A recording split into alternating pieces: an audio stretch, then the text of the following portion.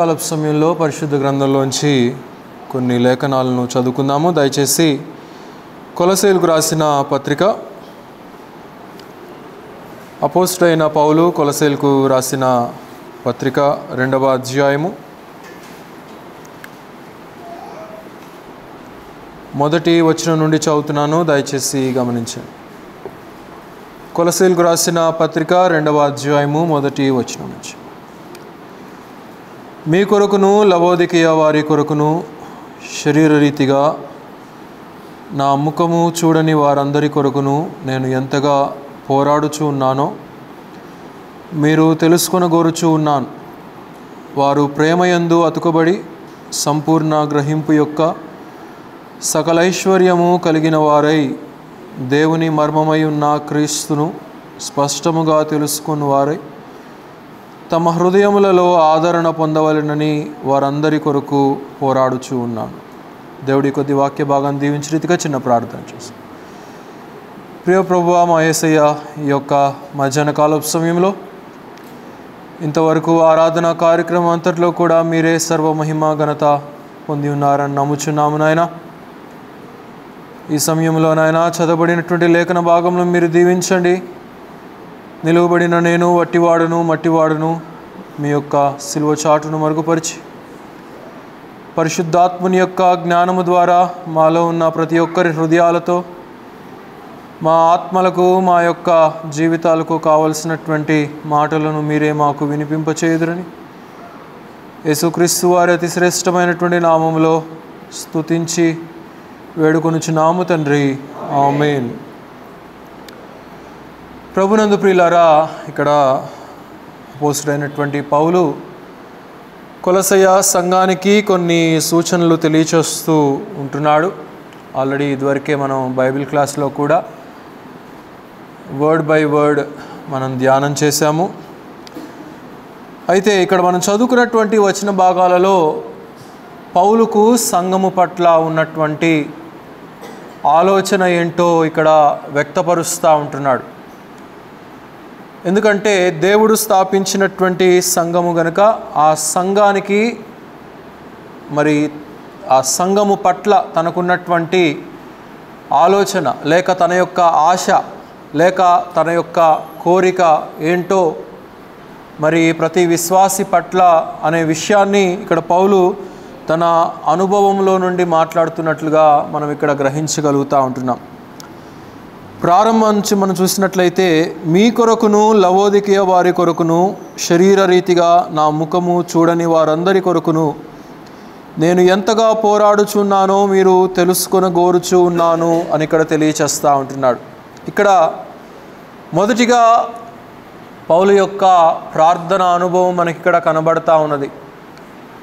సహజంగా ఒక వ్యక్తి పట్ల పరిచయం ఉన్నటువంటి వారి కొరకు ప్రార్థన చేయటం మనకు అలవాటు, లేక తెలిసిన వారి కొరకు ప్రార్థన చేయటం మనకు అలవాటు, లేక ఎవరైనా మా కొరకు ప్రార్థన చేయండి అని చెప్పి ఎవరైనా చెప్తే వారి నిమిత్తమై ప్రార్థన చేయటం మనకు అలవాటు.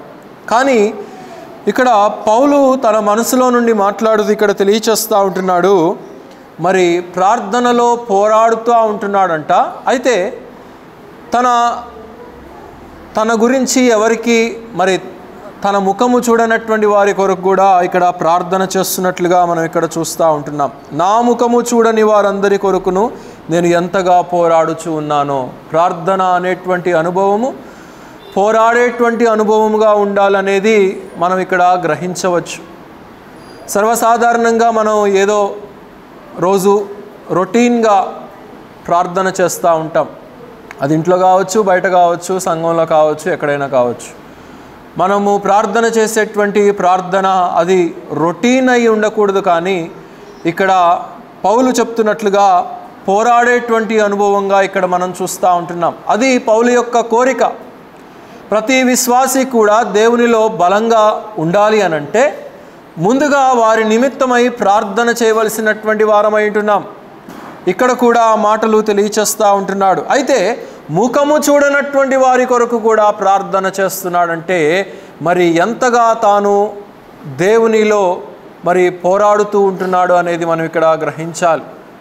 పరిశుద్ధ గ్రంథంలో ప్రార్థనలో పోరాడినటువంటి అనుభవము, పోరాడి గెలిచినటువంటి అనుభవము కలిగినటువంటి వ్యక్తి ఒకడు మనకు కనబడతాడు.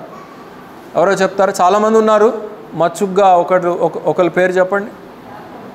యాకోబు. ఆదికాండం 32వ అధ్యాయం అనుకుంటా. యాకోబు మరి ప్రార్థన చేయటానికి ఉపక్రమించాడు. ఎందుకంటే అప్పటి వరకు తన స్థితి ఏంటో తనకు తెలుసు. తాను ఏ రీతిగా నష్టాల్లోనికి వెళ్ళిపోయాడో తనకు తెలుసు. మరి ఆశీర్వదించబడినట్టుగా ఉన్నప్పటికీ కూడా మరి ఎంతగా నష్టపోయాడో, ఎక్కడెక్కడ నష్టపోయాడో, ఏ విషయాల్లో నష్టపోయాడో అనే విషయాలు యాకోబు ఎరిగినటువంటి వాడిగా మనం చూస్తూ ఉంటున్నాం. అందుకని అక్కడ దేవునితో పెనుగులాడినటువంటి అనుభవాన్ని అక్కడ మనం చూస్తూ ఉంటున్నాం. ఒక మాట చదివితేనే బాగుంటుంది అనుకుంటా. త్రిప్పండి ఆదికాండము 32వ అధ్యాయంలో,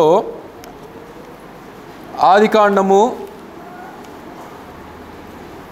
32వ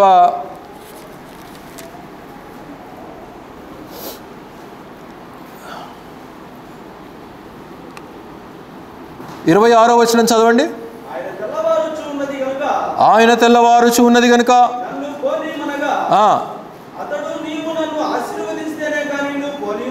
నీవు నన్ను ఆశీర్వదించితేనే గాని నిన్ను పోనీయనెను. ఆ పైన 24 నుంచి కూడా చదవండి.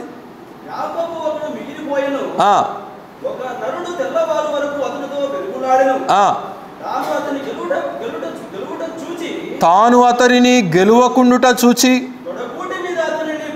కొట్టెను.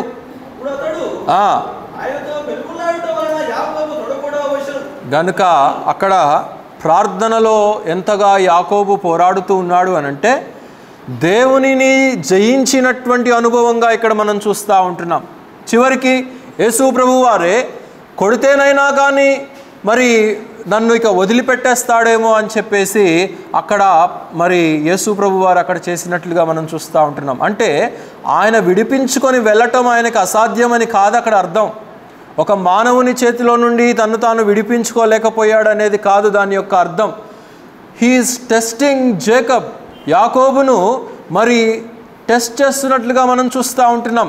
ఎంతవరకు పోరాడగలుగుతాడు, ఎంతవరకు ప్రయత్నించగలుగుతాడు, ఎంతవరకు తన ఆశీర్వాదం కొరకు నా సన్నిధిలో నా యొద్ద మోకాళ్ళలోని ఇతడు మరి పోరాడగలుగుతాడు అనేది చెక్ చేయడం కొరకు చివరికి ఒక దెబ్బ కొడితేనైనా విడిచిపెడతాడేమో ప్రార్థన అని చెప్పేసి ప్రయత్నిస్తే ఆ ప్రార్థనను మాత్రం విడిచిపెట్టినటువంటి వాడు కాడు ప్రియులారా. అంటే ఆయనను గట్టిగా పట్టుకున్నాడు. అనగా దేవుని సన్నిధికి మనం వెళ్ళినప్పుడు, దేవుని సహవాసానికి మనం వెళ్ళినప్పుడు, దేవుని యొక్క సముఖానికి మనం వెళ్ళినప్పుడు ఆయనను విడిచిపెట్టినటువంటి అనుభవం మనలో మనం నేర్చుకోవాలి.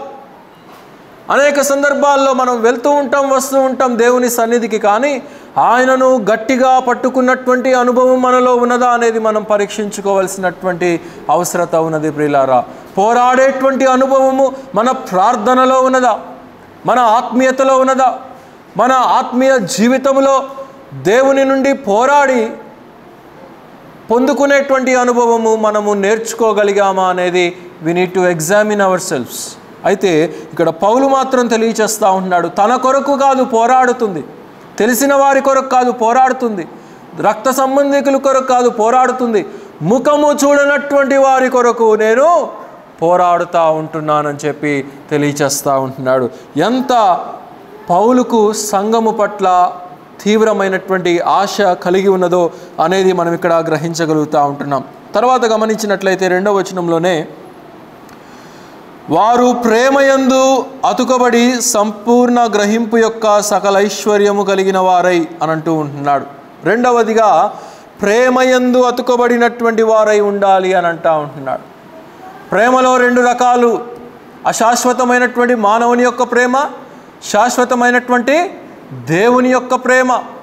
గనుక మానవుని యొక్క ప్రేమ అది అశాశ్వతము అని మనం ఎలా గ్రహించగలుగుతున్నాము అని అంటే అది ఏదో ఒక కోణంలో, ఏదో ఒక రూపంలో, ఏదో ఒక సమయంలో ఆ యొక్క ప్రేమ విడనాడబడటం అనేది మనం గ్రహించగలుగుతూ ఉంటున్నాం. అయితే దేవుని యొక్క ప్రేమ మాత్రము అలాంటిది కాదు. అది దైవికమైనటువంటి ప్రేమ, అది పరసంబంధమైనటువంటి ప్రేమ, అది అగాపే యొక్క ప్రేమ. కనుక ఈ ప్రేమ మనల్ని విడిచిపెట్టదు, కానీ మనల్ని ఆయన సముఖానికి పిలిచేదిగా ఉంటుంది, తన యొక్క సహవాసానికి పిలిచేదిగా ఉంటుంది. అంత మాత్రమే కాదు, కానీ ఈ ప్రేమ ఆయన నుండి అనేకమైనటువంటి ఆశీర్వాదాలు లబ్ధి చేసుకునేటువంటి ప్రేమగా ఇక్కడ మనం చూస్తూ ఉంటున్నాం. అందుకే ఇర్మియా అంటాడు, మరి శాశ్వతమైనటువంటి ప్రేమతో నేను నిన్ను ప్రేమిస్తూ ఉంటున్నాను. ఏ ప్రేమ? శాశ్వతమైనటువంటి ప్రేమ, ఇటర్నల్ లవ్. ఆ యొక్క ఇటర్నల్ లవ్ ఏ రీతిగా సంపూర్ణము చేయబడింది అనంటే, సిలువ మరణ పునరుద్ధానముల ద్వారా ఆ యొక్క ప్రేమ సంపూర్తి చేయబడింది. మనము ఏదో సాధించామని కాదు, కానీ మనం ఏది చేయకపోయినప్పటికీ పాపాత్ములమై ఉన్నప్పుడు సైతము ఆ ప్రేమ మనల్ని ఎన్నిక చేసినట్లుగా మనం చూస్తూ ఉంటున్నాం. లోకములో ఉన్నటువంటి అనేక మందిని మనం చూస్తే అంబానీని ఆ యొక్క ప్రేమ ఎన్నిక చేయలేదు, లేకపోతే అదానీని ఆ యొక్క ప్రేమ ఎన్నిక చేయలేదు. లోకములో ఉన్నటువంటి గొప్పవాళ్ళు, ధనవంతులు, జ్ఞానవంతులైనటువంటి వారిని ఎన్నిక చేయలేదు, కానీ ఆయన మనల్ని ఎన్నిక చేశాడు అనంటే తన ప్రేమ మన మీద ఉన్నట్లుగా మనం ఇక్కడ గ్రహించాలి ప్రియులారా. రోమిల్ రాసిన పత్రిక 5వ అధ్యాయము 5వ వచనం. రోమిల్ రాసిన పత్రిక 5వ అధ్యాయం 5వ వచనం. ఎందుకనగా ఈ నిరీక్షణ మనలను సిగ్గుపరచదు,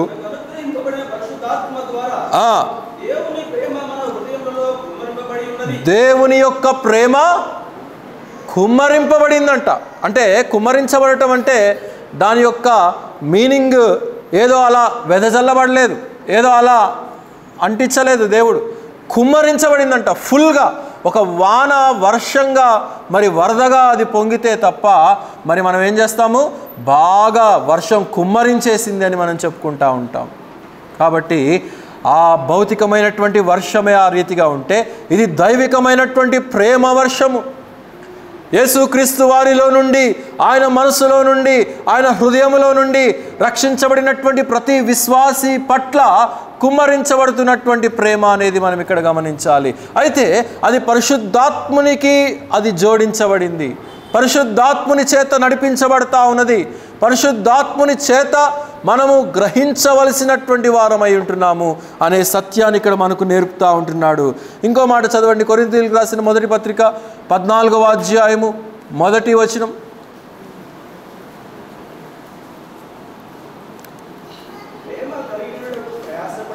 ప్రేమ కలిగి ఉండుటకు ప్రయాసపడుడి. ఎందుకు ప్రయాసపడమంటున్నాడు అనంటే, ఎక్కడొకక్కడ చేజారిపోయేటువంటి అవకాశం ఉన్నది కనుక ప్రయాసపడండి అని అంటూ ఉంటున్నాడు. కనుక మనం మన కుటుంబాల కొరకు ఎంతో కష్టపడుతూ ఉంటాం, ఎంతో శ్రమిస్తూ ఉంటాం, పోషించడం కొరకు, సంరక్షించడం కొరకు, కావలసినవన్నీ కూడా అందజేయటం కొరకు. అలాగే విశ్వాసికి ఉండవలసినటువంటి ప్రేమను ఏమంటారంటే కొనసాగించుకోవటానికి కూడా మరి ప్రయాసపడవలసినటువంటి వారమై ఉంటున్నాం. ఎందుకంటే అది మానవునిలో నుండి వస్తున్నటువంటి ప్రేమ, దైవికమైనటువంటి ప్రేమే. కానీ ఒక పక్క మానవుని యొక్క బలవంతము, మానవుని యొక్క ఆత్మ యొక్క బలవంతము, మానవుని యొక్క ఆలోచన యొక్క బలవంతం ఏం చేస్తుందంటే, ఈ ఆత్మీయమైనటువంటి ప్రేమలో కొనసాగలేకుండా, ఈ ఆత్మీయమైనటువంటి ప్రేమలో ముందుకు వెళ్ళలేకుండా, ఈ యొక్క ఆత్మీయమైనటువంటి ఆ యొక్క దైవికమైనటువంటి ప్రేమలో మరి ఉండలేకుండా అస్థిరులంగా చేసేటువంటి అవకాశం ఉన్నది. అందుకే పౌలు భక్తుడు అంటున్నాడు, ప్రేమ కలిగి ఉండుటకు ప్రయాసపడండి అని చెప్పి తెలియజేస్తూ ఉంటున్నాడు. అది మానవునికి అసాధ్యమైనదని పౌలుకు తెలుసు. అది కేవలము దేవునికి మాత్రమే సాధ్యపడింది, కేవలం యేసుక్రీస్తు వారికి మాత్రమే అది సాధ్యపడగలిగింది. కానీ మానవునికి అది అసాధ్యమైనటువంటిది. అయితే మనం పరిశుద్ధాత్ముని యొక్క స్వరానికి లోబడినప్పుడు, వాక్యానికి వినయము చూపించినప్పుడు అది మనకు కూడా సాధ్యమవుతుందనేది మనం ఇక్కడ గ్రహించాలి ప్రియులారా. మరి ఒక మాట, హెబ్రీయులకు రాసిన పత్రిక 13:1 చదవండి. హెబ్రీయులకు రాసిన పత్రిక 13వ అధ్యాయము 1వ వచనం. సహోదర ప్రేమ నిలువరముగా ఉండనీయుడి అని అంటా ఉంటున్నాడు. గనుక అది కాన్స్టెంట్గా, keep it constant, don't make it jumble thing. ఎగుడు దిగుడులతో కూడినటువంటి ప్రేమను కనుపరచవద్దు. కనుక అది ఎప్పుడు సాధ్యమవుతుంది అనంటే మనము వాక్యాన్ని బలంగా నమ్మినప్పుడు మాత్రమే, వాక్య ప్రకారమైనటువంటి జీవితాన్ని కనపరచగలిగినప్పుడు మాత్రమే ఆ ప్రేమ అనేది కాన్స్టాంట్గా అది ఒకే లైన్లో కొనసాగించబడుతుంది. ఎప్పుడైనా చూడండి, ఒక పేపర్ మీద ఒక పెన్తో ఒక లైన్ డ్రా చేస్తే అది స్ట్రైట్గా ఉంటేనే అది చూడటానికి చక్కగా ఉంటుంది. అలా కాకుండా పిచ్చి పిచ్చి గీతలు ఇలా అలా అలా అలా ఎలా పడితే మన పిల్లలు గీస్తూ ఉంటారు కదా, అలా గీశారనుకోండి, అది చూడటానికి ఏమైనా బాగుంటుందా? బాగోదు. కనుక ఆ ప్రేమ అంటే ఒక విశ్వాసి ప్రేమ ఇలా గీసి, మరి ఒక విశ్వాసి ప్రేమ ఇలా గీసి, మరి ఒక విశ్వాసి ప్రేమ ఇలా స్ట్రైట్గా, నేను స్ట్రైట్ లైన్స్ చెప్తున్నాను, అలా ఒక్కొక్క విశ్వాసి తన యొక్క ప్రేమను స్ట్రైట్గా గీసుకుంటా వెళ్ళినప్పుడు అది ఒక ప్రేమ ఇల్లుగా అమర్చబడుతుంది. ఒక డ్రాయింగ్ వేయాలి అంటే, ఒక హోమ్ను మనం డ్రాయింగ్ వేయాలంటే స్ట్రైట్ లైన్స్ అన్నీ కలిస్తేనే ఒక ఇంటిగా అది పొందుపరచబడుతుంది. అదే రీతిగా విశ్వాసిలో ఉన్నటువంటి ప్రేమ అది ఒక ప్రేమ గృహంగా, ప్రేమ నిలయముగా, ప్రేమ ఆత్మను మనం కనుపరిచే విధంగా ఉండాలి అని అంటే మరి ఒక విశ్వాసి నుండి మరి ఒక విశ్వాసి అందుకోగలిగింది ఆ ప్రేమ అనురాగములు మాత్రమే. చాలామంది ప్రియులు నాకు 2 రోజులకు ఒకసారి 3 రోజులకు ఒకసారి ఫోన్లు చేస్తున్నారు. కనుక అందుని బట్టి మీ అందరికీ వందనాలు. కనుక మీ యొక్క ఆదరణ, మీ యొక్క ప్రేమతో కూడినటువంటి మాటలు, కనుక మేము విడిచిపెట్టబడలేదని, సంఘము ఉన్నదనేటువంటి ధైర్యము, నిబ్బరము అది మాకెంతో కలుగు చేస్తూ ఉన్నది. కనుక అలాగని అందరూ చేయట్లేదని నేనేం చెప్పట్లేదు. మీ ఉద్యోగాలు ఉంటాయి, మీ సమయాలు మీకు ఉంటాయి, మీరు చేయలేకపోయినంతటి మాత్రాన ప్రేమ లేదని నేను అనట్లేదు. కనుక అనుకూలం చేసుకొని బిడ్డలు కొన్నిసార్లు ఫోనుల్లో మాట్లాడి పలకరిస్తూ ఉంటున్నారు. కనుక ఆ ప్రేమ అతుకబడి అని ఇక్కడ తెలియచేస్తూ ఉంటున్నాడు కదా. చూడండి ఏమంటున్నాడో, వారు ప్రేమయందు అతుకబడి సంపూర్ణ గ్రహింపు యొక్క సకల ఐశ్వర్యము కలిగినటువంటి వారై. కనుక ఎప్పుడైతే ప్రేమలో అతుకబడ్డామో, ఎక్కడ అతుకబడాలి? ఎక్కడ అతుకబడాలి? ప్రేమ ఎక్కడ అతుకబడాలి? దేవునిలో అతుకబడాలి. మనం చెప్పులు తెగిపోతే అప్పుడప్పుడు ఏం చేస్తాం? ఫెవిక్విక్ పెట్టి అంటించుకుంటూ ఉంటాం. కనుక అది అతుకబడటం. అలాగే ఒక విశ్వాసి మరి ఒక విశ్వాసి దేవునితో అతుకబడినప్పుడు ఆటోమేటిక్గా ఆ ప్రేమ మన నుండి మనకు కూడా అది వ్యాపించేదిగా మనం ఇక్కడ చూడగలుగుతూ ఉంటున్నాం. అయితే తర్వాత ఏమంటున్నాడంటే, సంపూర్ణ గ్రహింపు యొక్క సకల ఐశ్వర్యము కలిగినటువంటి వారై. ఇది జ్ఞానం యొక్క ఐశ్వర్యము, మనం సంపాదించుకునేటువంటి భౌతికమైనటువంటి ఐశ్వర్యము కాదు ఇక్కడ. Not the treasures of this world, not the money of this world. అయితే ఇది దైవికమైనటువంటి ఐశ్వర్యము, దేవుని జ్ఞానములో పొందుపరచబడింది అనేది మనం ఇక్కడ గమనించాలి. ఆయనను గురించినటువంటి సంపూర్ణ గ్రహింపు మనకున్నదా? చాలామంది యేసు ప్రభు వారు జీవించినటువంటి కాలంలో ఆయన ఎక్కడికి వెళ్ళినా కానీ అనేక మంది ప్రజలు ఆయనను వెంబడిస్తూ ఉండేటువంటి వారు. అయితే యేసు ప్రభు వారిని ఈయన వడ్రంగి వాడైనటువంటి యోసేపు యొక్క కుమారుడు కాడా, మరియ యొక్క కుమారుడు కాడా, వీరి యొక్క మరి తమ్ముళ్ళు చెల్లెళ్ళు మనకు తెలియదా అని చెప్పేసి వారు మానవుని రీతిగా ఆలోచించారే కానీ ఆయనను గురించినటువంటి సంపూర్ణ గ్రహింపును వారు అనేక మంది కలిగి ఉండలేదు. ఆశ్చర్య కార్యాలు చూశారు, అద్భుత కార్యాలు చూశారు, స్వస్థతలు చూశారు, అనేక రకాలైనటువంటి అద్భుతాలను వారి మధ్య అనేక సమయాల్లో యేసు ప్రభు వారు మొదటి రాకడలో ఆయన ఈ భూమి మీద కనుపరిచినప్పటికీ కూడా yet they couldn't recognize him. They could not see what Jesus is. అసలు యేసు ఎవరో వారు గ్రహించలేనటువంటి వారిగా మనం చూస్తూ ఉంటున్నాం. అందుకే ఒకసారి యేసు ప్రభు వారు అడుగుతారు కదా, ప్రజలు ఏమనుకుంటున్నారు నా గురించి అని చెప్పి శిష్యులను అడిగితే వాళ్ళు ఏం చెప్పారు?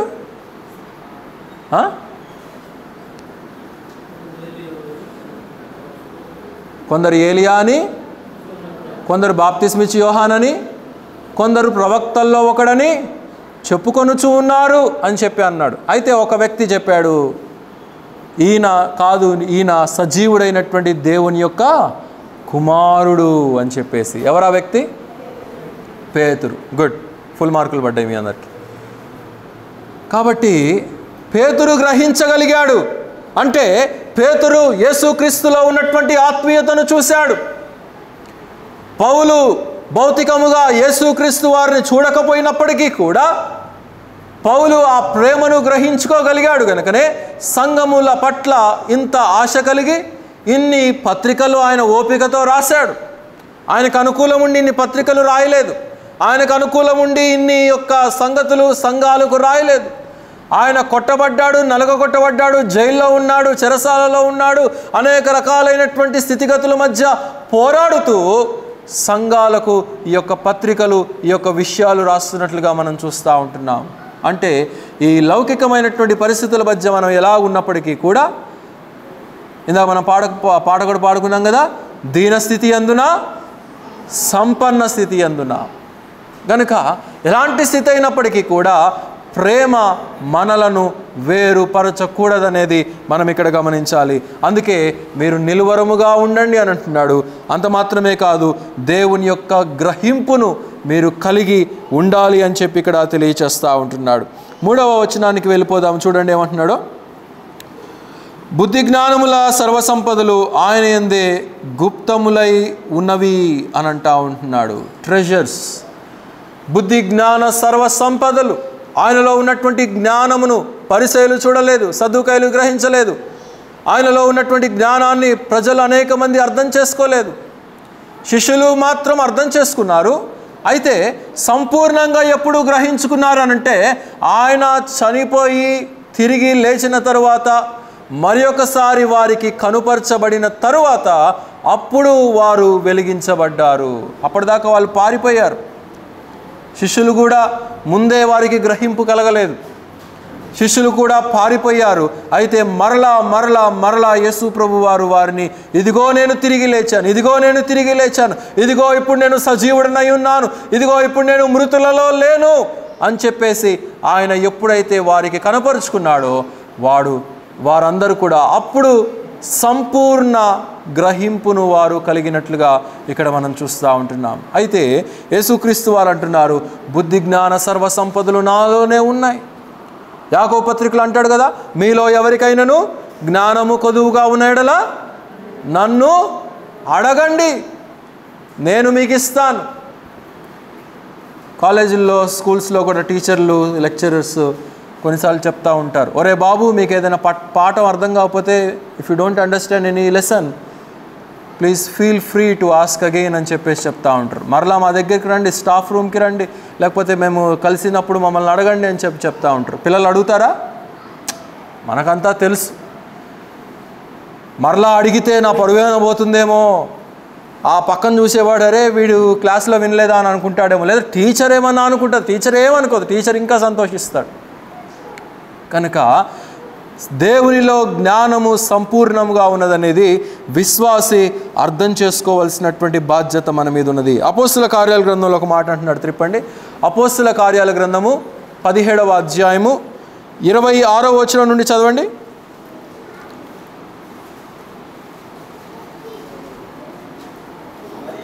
మరియు యావత్తు భూమి మీద కాపురముండుటకు ప్రతి జాతి మనుషులను సృష్టించి, వారు ఒకవేళ దేవునిని కనుగొలాడి కనుగొందురేమో అని నన్ను వెదుకు నిమిత్తము నిర్ణయ కాలమునందు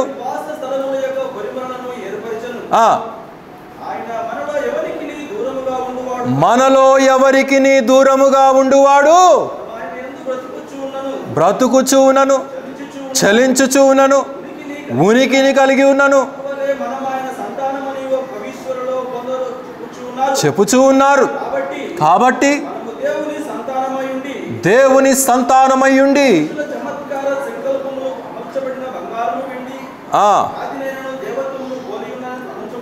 తలంచకూడదు. గనుక do not depend on the things which are of this world.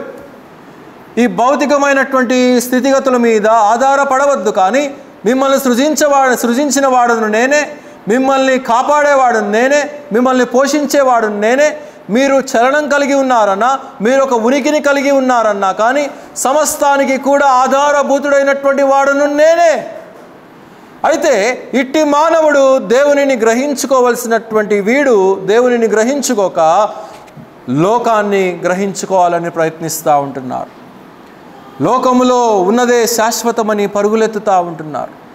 లోకములో ఉన్న వాటి వైపే చూస్తూ ఉంటున్నారు. లోకములో ఉన్నటువంటి ధనభోగ భాగ్యాల మీద చూపు ఉన్నది, కానీ ఆత్మీయమైనటువంటి వాటి మీద చూపు లేదు. ఈవెన్ దే ఆర్ బిలీవర్స్, విశ్వాసులైనప్పటికీ కూడా అనేక సమయాల్లో భౌతికమైనటువంటి వాటి వైపే చూపు ఉన్నది. అందుకే ఇక్కడ దేవుడు ఇష్టపడుతూ ఉంటున్నాడు. ఏంటి అనంటే, ఎవరైనా నన్ను కనుగొంటారేమో అని ఆయన ఇష్టపడుతున్నట్లుగా మనం చూస్తూ ఉన్నాం. కీర్తన గ్రంథం 14వ అధ్యాయం త్రిపండి. కీర్తన 14 మొదటి వచనం.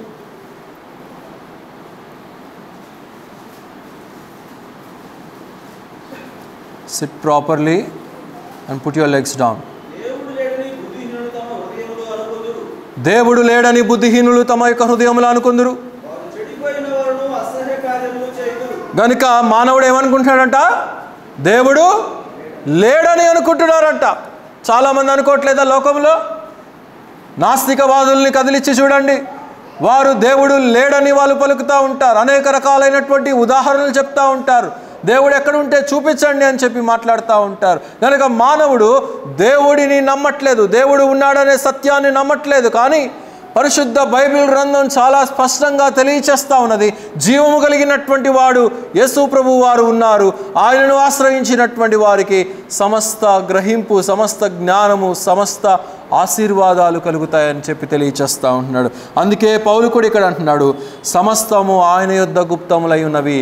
కొలసయ సంఘములో ఉన్నటువంటి వారు అన్య జనాంగముల నుండి రక్షించబడినటువంటి వారు గనుక వారికి మరి ఒకసారి పౌలు హెచ్చరిస్తూ ఉంటున్నాడు, do not depend on this earthly things. సమస్తము ఆయన దగ్గరే ఉన్నది. నీవు ఆయన దగ్గరికి వచ్చావు కనుక ఆయన సమస్తాన్ని తిరిగి నీకు ఇవ్వటానికి ఆయన సమర్థుడుగా ఉన్నాడు అనేది పౌలు అక్కడ తెలియచేస్తున్నట్లుగా కూడా మనం చూస్తూ ఉంటున్నాం. కనుక లూకాసు వార్త 12వ అధ్యాయంలో ఒక ధనికుడు మనకు కనబడతాడు. వాడు ఏమనుకున్నాడు? సర్వాన్ని కూడా సంపాదించి సమస్తము నా పాదాల దగ్గర ఉన్నదని చెప్పేసి వాడు అనుకున్నాడు. కానీ దేవుడు ఏమన్నాడు వాడిని? ఓరి వెర్రివాడా, ఈ రాత్రే ఐఎమ్ ఆస్కింగ్ యువర్ లైఫ్. నేను నీ ప్రాణాన్ని అడిగితే నువ్వు ఎక్కడికి వెళ్ళిపోతావు తెలుసా? నిజమైనటువంటిది ఏంటో గ్రహించగలిగారా? నిజమైనటువంటి జీవము ఎక్కడ దాగి ఉన్నదో అది గ్రహించగలిగారా? నేడు అనేక మంది ఆ జీవాన్ని విడిచిపెట్టేస్తూ ఉంటున్నారు. జీవాన్ని హత్తుకోవట్లేదు, అంటే ప్రభువును హత్తుకోవట్లేదు, ప్రభువు మీద ప్రేమ ఉండట్లేదు, ప్రభువు మీద సంపూర్ణ గ్రహింపు కలిగి ఉండాలనేటువంటి మనసు వారికి రావట్లేదు. కానీ దేవుడు ఇక్కడ మనము ఆయనను గురించి అవగాహన కలిగి ఉండాలని తెలియచేస్తూ ఉంటున్నాడు. ఇంకేమంటున్నాడు చూడండి, దేవుని మర్మమై ఉన్న క్రీస్తును స్పష్టముగా తెలుసుకున్న వారై తమ హృదయములో ఆదరణ పొందవలనని వారందరి కొరకు పోరాడుచూ ఉంటున్నాను. బుద్ధి జ్ఞానముల సర్వసంపదలు ఆయన గుప్తములై ఉన్నవి. ఎవడైనను చక్కని మాటల చేత మిమ్మల్ని మోసపరచుకున్నట్లు. పైన 3 వచనాల్లో పౌలు యొక్క ఆలోచన మనకు తెలియచేస్తూ ఉంటున్నాడు. ఇక్కడ 4వ వచనం నుండి మనం చూస్తే పౌలు హెచ్చరిక చేస్తూ ఒక మాట అంటున్నాడు, ఎవడైనను చక్కని మాటల చేత మిమ్మల్ని మోసపరచకుండునట్లు ఇవి చెప్తున్నాను. కనుక లోకంలో మోసము ఉన్నది, సంఘాలలో మోసము ఉన్నది, వాక్యము ఉపదేశించుటలో మోసము ఉన్నది అనేది పౌలు తెలియచేస్తూ ఉంటున్నాడు.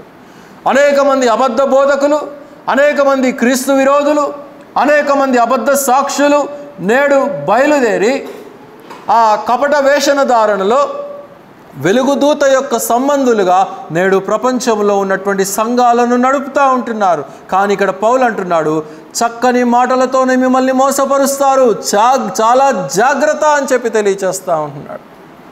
మనుషులను కూడా గమనించండి, చాలా చక్కగా మాట్లాడినట్టే మాట్లాడతారు, వెనకాల ముంచుతూనే ఉంటారు. కాబట్టి అలాగే నేడు సంఘాల్లో ఉన్నటువంటి పాస్టర్లు కూడా, బిషప్పులు కూడా, సంఘాలను నడిపించేటువంటి నాయకులు కూడా ఆ రీతిగా తయారవుతూ ఉంటున్నారు.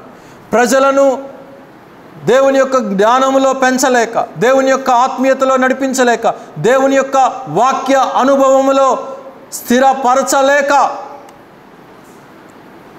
మభ్యపెట్టేటువంటి వారు ఉంటే మభ్యపడేవారు ఉంటారన్నట్టుగా నేడు అనేక సంఘాలు భ్రష్టు కాలంలో మనం జీవిస్తూ ఉంటున్నాం. అందుకే పౌలు హెచ్చరికలు తెలియచేస్తూ ఉంటున్నాడు. తిమోతికి రాసిన 2వ పత్రిక త్రిప్పండి. తిమోతికి రాసిన 2వ పత్రిక 2వ అధ్యాయము 16వ వచనం.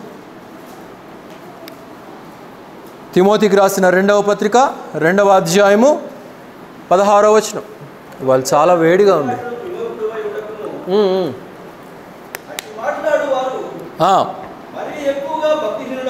మరి ఎక్కువగా భక్తిహీనులగుదురు.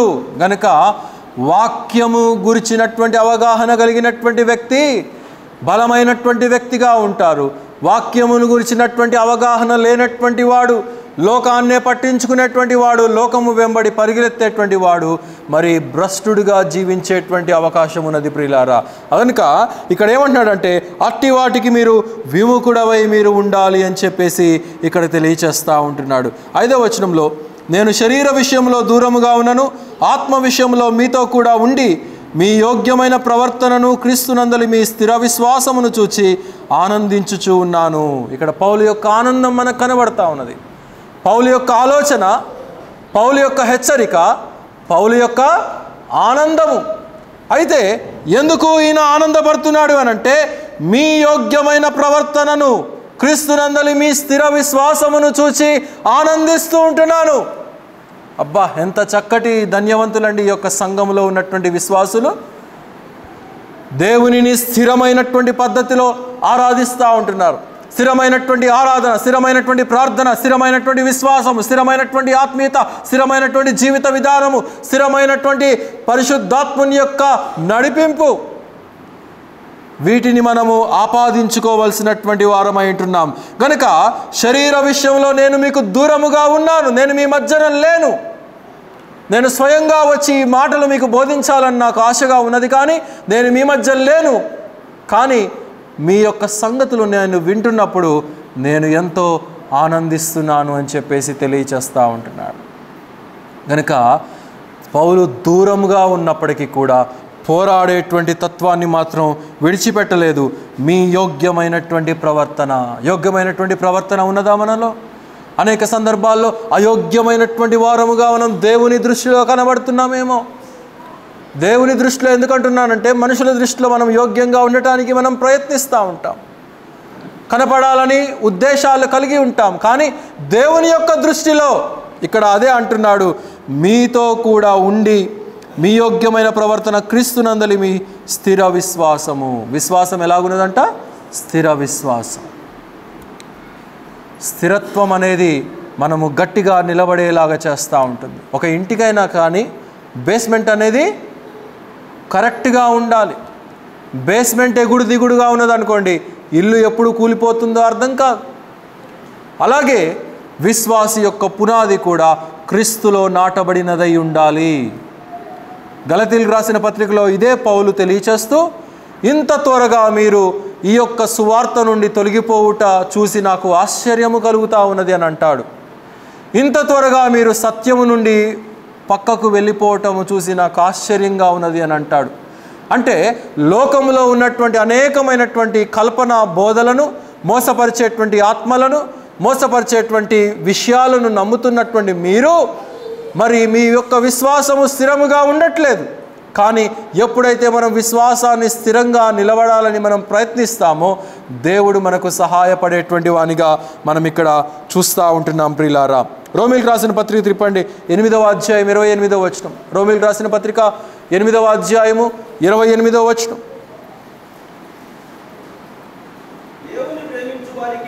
దేవుని ప్రేమించు వారికి అనగా ఆయన అంటే మనకే మేలు కలుగుటకై సమస్తము సమకూడి జరుగుతూ ఉన్నది.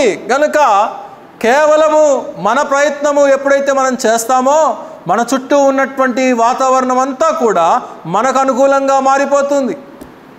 ఎందుకంటే దానిని సాధ్యపరచగలిగినటువంటి వాడు దేవుడు. కనుక మన చుట్టూ ఉన్నటువంటి వాతావరణం మనకు అనుకూలంగా మారినప్పుడు మన పనులు సులువవుతాయా, కష్టమవుతాయా? సులువైపోతాయి. అయితే మనం అనేక సార్లు దేవుని మీద ఆధారపడకుండా ఉన్నప్పుడు మన పనులు కష్టతరంగా మనకు అనిపిస్తూ ఉంటాయి. మన పనులు సులువు అవ్వాలన్నా మన చేతిలోనే ఉన్నది, కష్టంగా చేసుకోవాలన్నా మన చేతుల్లోనే ఉన్నది. అయితే మనం ఆత్మీయంగా వాక్యములో, ప్రార్థనలో, సహవాసంలో ఏకీభవించినప్పుడు, పరిశుద్ధాత్ముని యొక్క స్వరానికి మనం లోబడినప్పుడు చుట్టూ ఉన్నటువంటి పరిస్థితుల్ని కూడా దేవుడే మనకు అనుకూలపరుస్తాడు. ఎందుకంటే we are the children of God. మనము దేవుని యొక్క పిల్లలమై ఉంటున్నాం, దేవుని యొక్క సంబంధులమై ఉంటున్నాం, దేవుని యొక్క ప్రజలమై ఉంటున్నాం. కనుక ఆయనే మనకు అలాంటి ఆధిక్యతని ఇస్తున్నాడు. అందుకే ఇక్కడ పౌలు గారు ఆనందిస్తున్నట్లుగా మనం చూస్తూ ఉంటున్నాం. 6వ వచనంలో ముగింపులోనికి వస్తాను. కావున మీరు ప్రభు అయిన క్రీస్తు యేసును అంగీకరించిన విధముగా ఆయన యందు వేరుపారిన వారై ఇంటి వలె కట్టబడుచు. వేరుపారినటువంటి స్థితి అనగా విశ్వాసి యొక్క రూట్, విశ్వాసి యొక్క వేరు, ఒక చెట్టు యొక్క వేరు ఎంత బలముగా భూమిలోనికి వెళ్ళిపోతే అది అంత పెనుగాలి వచ్చినా, తుఫాను వచ్చినా, సునామీ వచ్చినా కానీ కొన్ని చెట్లు పడిపోకుండా నిలబడగలుగుతాయి. అక్కడక్కడికి మనం వెళ్ళినప్పుడు కొన్నిసార్లు పలానా చెట్టు ఇన్ని వందల సంవత్సరాల క్రితంది అని చెప్పేసి బోర్డ్స్ పెడతా ఉంటారు. అంటే అన్ని వేల సంవత్సరాలుగా దానికి కష్టాలు రాలేదా? అన్ని వందల సంవత్సరాలుగా దానికి ఇబ్బందులు రాలేదా? వచ్చాయి. కానీ అది నిలబడింది అంటే దాని వేరు ఎంత లోతుల్లోనికి, భూమిలోనికి చొచ్చుకొని వెళ్ళిపోయిందో. మర్రి చెట్టు దాని యొక్క వేర్లు చాలా కిలోమీటర్లు వ్యాపిస్తాయంట. మర్రి చెట్టేనా ఇట్లా ఊడలుంటాయి చెట్టుకి. కనుక దాని యొక్క వేర్లు ఆ పైన మనకు దానికి ఊడలు ఏ రీతిగా అయితే కనబడతాయో దాని యొక్క వేర్లు కూడా అదే రీతిగా కిలోమీటర్లు అది చాలా వెడల్పుగా చుట్టూ నలుదిక్కులా కూడా వ్యాపిస్తుంది. అందుకే ఆ చెట్టు ఎన్ని సంవత్సరాలైనా కానీ చెక్కు చెదరకుండా ఉంటుంది. కానీ దాని యొక్క గింజ ఎంత ఉంటుంది? చాలా చిన్న గింజ. అందుకే యేసుక్రీస్తు వారు లూకాసు వార్త 17వ అధ్యాయంలో అంటాడు, మీరు ఆవగింజంత విశ్వాసము కలిగినటువంటి వారైతే ఈ యొక్క కంబలి చెట్టుని ఇక్కడి నుంచి వెళ్ళి సముద్రంలో పడమంటే పడుతుంది అంటున్నాడు. అంటే మన యొక్క విశ్వాసము, కొంచెం విశ్వాసం దేవునిలో మనం కనపరచగలిగినట్లయితే మన పరిస్థితులన్నీ కూడా ఎంత కష్టతరమైనా కానీ, ఎంత ఇబ్బంది అయినా కానీ, ఎన్ని చిక్కులున్నా కానీ, ఎన్ని సమస్యలున్నా కానీ, అది సాతానుడి వల్ల కావచ్చు, బంధువుల వల్ల కావచ్చు, రక్త సంబంధికుల వల్ల కావచ్చు, తల్లిదండ్రుల వల్ల కావచ్చు, పిల్లల వల్ల కావచ్చు, ఎన్ని ఇబ్బందులున్నా కానీ ఆవగింజంత విశ్వాసం. కనుక దేవుడు మనల్ని పెద్ద విశ్వాసం కనుపరచండి అనలేదు, కానీ ఆవగింజంత విశ్వాసాన్ని కనుపరచమని చెప్తా ఉంటున్నాడు. గనుక అలాంటి వేరుపారినటువంటి స్థితి కలిగినటువంటి వారై ఇంటి వలె కట్టబడుచు, అనగా సంఘముగా కట్టబడుచు, మీరు నేర్చుకొనిన ప్రకారముగా విశ్వాసమందు స్థిరపరచబడుచు, కృతజ్ఞతాస్తుతులు చెల్లించుట యందు విస్తరించుచు ఆయన యందుండి నడుచుకొనుడి అని చెప్పి తెలియచేస్తూ ఉంటున్నాడు. నేర్చుకొనిన ప్రకారము పాస్ట్ టెన్స్గా మాట్లాడుతూ ఉంటున్నాడు. అంటే ఆల్రెడీ తెలిసిన విషయాలే, తెలియనటువంటి విషయాలు కాదు ఇవి మీకేమి. గనుక మీరు ఆల్రెడీ చిన్నప్పటి నుంచి వింటున్నటువంటివే, సండే స్కూల్ నుంచి వింటున్నటువంటివే, మీరు రక్షించబడినటువంటి నాటి నుండి వింటున్నటువంటివే, ఇవన్నీ కూడా మనకు తెలిసినటువంటి సత్యాలే అయినప్పటికీ కూడా మనం స్థిరముగా లేము. గనుక ఇక్కడ పౌలు అంటూ ఉంటున్నాడు ఏమని అనంటే, మీరు విశ్వాసమందు స్థిరపరచబడుచు. కనుక ఒకరిని ఒకరు ఆదరించుకోవటం వల్ల, ఒకరినొకరు ప్రేమించుకోవటం వల్ల, ఒకరొకరు విశ్వాసమును మరి ఐక్యపరచుకోవటం వలన స్థిరపరచబడటం అనేది సాధ్యమవుతుంది. కృతజ్ఞతాస్తుతులు చెల్లించేందు విస్తరించుచు. కనుక అల్టిమేట్గా మన నోటిలో నుండి కాదు, మన బ్రెయిన్లో నుంచి కాదు, మన మనస్సులో నుండి, మన హృదయంలో నుండి, మన ఆత్మలో నుండి దేవునిని ఆరాధించే వారమై మనం ఉండాలి. దేవునికి కృతజ్ఞతాస్తుతులు మనం చెల్లించే వారముగా మనం ఉండాలి. అలాగంటూ ఏమంటున్నాడంటే, ఆయన యందు నడుచుకొనుడి. కనుక మీ జీవితకాలం ఎంతవరకు ఉన్నదో అంతవరకు కూడా you need to walk, you need to be strong, you need to be in love, you need to have hope in Christ and you need to walk with the help of God. కనుక అలాంటి సహాయమును, అలాంటి అనుభవాన్ని దేవుడు మనందరికీ కూడా అనుగ్రహించినట్లుగా దేవుడి కొద్ది వాక్య భాగాన్ని మనందరి హృదయాల్లో దీవించునుగాక. ముగింపు ప్రార్థన చేసుకుందాం. కృపా సత్య సంపూర్ణుడా మా ప్రియ ప్రభువా, ఈ యొక్క మధ్యాహ్న కాలపు సమయంలో ఇంతవరకు నాయన మా వినికిడిలో చదవబడినటువంటి లేఖన భాగంలో ఉన్నటువంటి కొన్ని సత్యాలను నాయన మేము గ్రహించుకోగలిగాము. అవును నాయనా, మీ యొక్క ప్రేమ, మీ యొక్క జ్ఞానము, మీ యొక్క గ్రహింపు బుద్ధిహీనులమైనటువంటి మాకు అది గ్రహించటం అసాధ్యం. కానీ మిమ్మల్ని మేము ఆశ్రయించినప్పుడు, మీలో మేము స్థిరమైనటువంటి అనుభవం కలిగి ఉన్నప్పుడు, మీలో మేము వేరు పారినటువంటి అనుభవం కలిగి ఉండి సంఘముగా సార్వత్రికగా నాయన మేము ఏ రీతిగా కట్టబడాలో పరిశుద్ధాత్మ యొక్క నడిపింపు ద్వారా మీరు మాకు తెలియచేస్తూనే ఉంటారు, తెలియపరచక కాదు. అయితే తెలిసినా కానీ కొన్నిసార్లు అవివేకము చేత, అవిధేయత చేత, బుద్ధిహీనత చేత కొన్ని పరిస్థితులను మేమే చేజేతులారా చేసుకునే ప్రమాదం ఉన్నది.